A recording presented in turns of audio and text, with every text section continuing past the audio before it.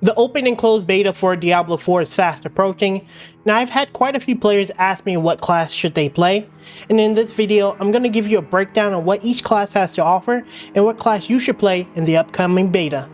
Let's begin. Starting off, let's talk about the Druid, and the Druid is a pretty interesting character as it's a very good balance of summons, magic, and transformations. The Druid uses base abilities depending on your playstyle and build a resource called Spirit. Once Spirit is generated, the Druid, again depending on what route or playstyle you favor, unleash devastating attacks with that generated Spirit.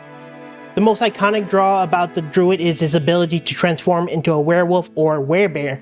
And unlike in Diablo 2, these transformations are limited to some extent, as the transformation is built around the usage of a skill rather than a solid permanent state for this form. If you're a seasoned Diablo 2 player, this is a significant difference from what you're used to, but keep in mind this does open up a bit of flexibility as you'll be able to use multiple forms on the fly. Alongside these transformations, the Druid also has summons or companions, and seeing that this is a nature-focused Druid, a lot of the summons are focused around animals. So expect wolves, ravens, and vine creepers, which are permanent summons and not on a timer unlike in Diablo 2. While these summons can function purely on their own, keep in mind all summons have active skill abilities which can do a variety of things depending on what summon you activate. The Druid also has the ability to use elemental based abilities using the force of storms to conjure lightning and tornadoes.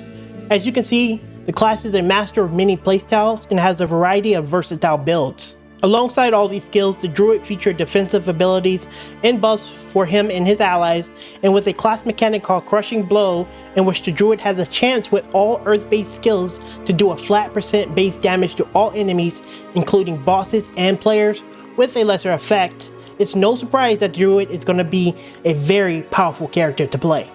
If you like what you see here today, consider subscribing for more Diablo 4 content and builds. Let's get back to the video. Next, the Necromancer, and this is a class that was my entry into the Diablo series. The class is best known for its resurrection of the undead and its gritty bone and blood playstyle, and in Diablo 4, this is no exception. The Necromancer features bone skills, which focus on physical based damage from corpses or raw bone skills. The Necromancer also has shadow skills, which focus on damage over time spells to eliminate your enemies. Blood, which is another physical based playstyle, will have a massive focus on stealing life force and buffing the Necromancer, and the obvious, most iconic skill from the Necromancer, which is resurrecting a host of undead types to do the bidding of the Necromancer. If you played Diablo 3 Necromancer, you should already be familiar with the Essence system, as he relies on Essence and Corpses to use the bulk of his skills. The Necromancer's unique class mechanic is the Book of the Dead, in which he can modify the way all his summons function.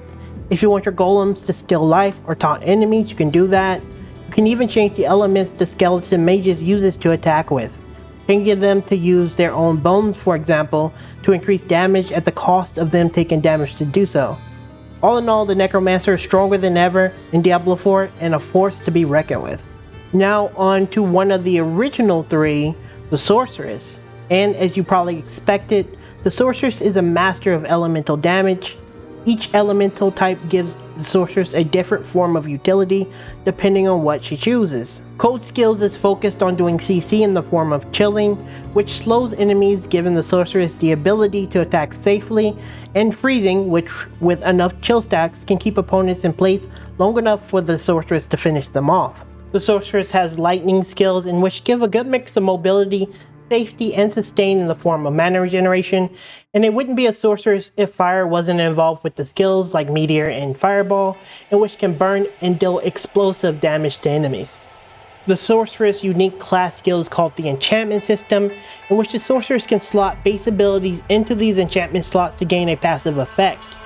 You have to own the skill, of course, and the limitations that you have is it can't be an ultimate ability. Nonetheless, even if the skill is slotted or not, the skill will scale based on what you do with it. Investing more skill points or talents into the skill, even while in the passive slot, will give it more benefit. For those of you who favor a powerhouse of magic, the Sorceress may be the playstyle for you. On to another fan favorite, let's talk about the Rogue. The Rogue features an arsenal of weapons like bows and melee weapons like daggers, and depending on what weapon you have equipped, it will dictate the kind of skill that you can use. The rogue also uses a resource called energy to release powerful core skills. You have barrage based or high burst based skills like rapid fire, which shoots a ton of arrows rapidly, or flurry, which uses a melee weapon to do flurries of attacks in front of you. You have agility, which has a heavy focus on high mobility damage skills like dashing through enemies, dealing damage, and caltrops, which is like jumping backwards and dropping caltrops in the area around you, dealing damage and slowing, just to name a few of the skills. Lastly, you have subterfuge, which has defensive abilities like stealth and dazes on target. The unique class mechanic is a bit more than the other classes, as the rogue has a very unique system called the class specialization system. You have a combo point system that makes your base skills generate combo points, in which certain skills uses those combo points for additional damage and effects.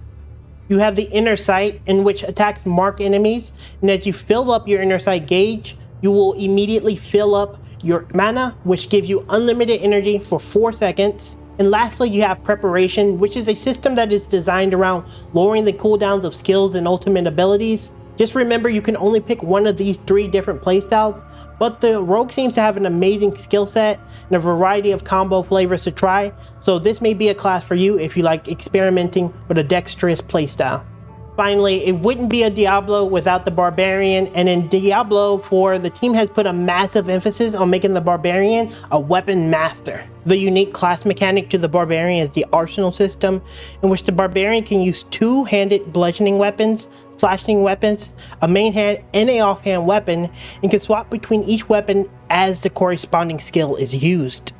The Barbarian would actually want to have a handful of high quality weapons in the endgame to utilize all their skills effectively, which adds a whole new different element to the game that I don't think I've seen in an ARPG.